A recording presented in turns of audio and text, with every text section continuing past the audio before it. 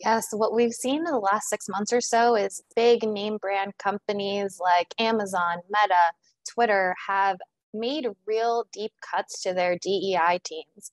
And something that has come up in my reporting, in addition to that, is not just these household names.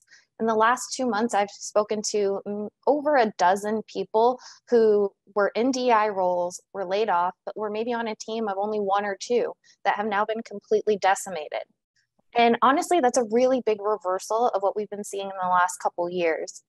After the murder of George Floyd, chief diversity and inclusion officers were one of the fastest growing C-suite roles. And now we've seen that really flip. Um, Open DEI focused roles were down about 19% over the course of 2022. And that's bigger than the declines that we saw in other roles like legal or human resources.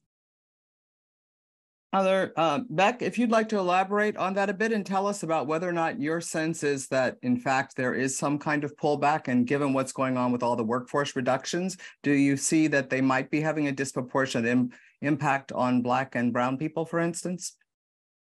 Yeah, absolutely. I think I read just the other day the actual layoffs in 2022 affecting Latin and Black workers was about 1.5% higher for both communities than the actual representation itself. So we are seeing the outpacing. And I think, there are certainly these fully intact diversity, equity, and inclusion teams that are making up a decent proportion of that. But we're also seeing that because of the progress, you build up DE&I teams, you bring in experts who understand how the talent pipeline works.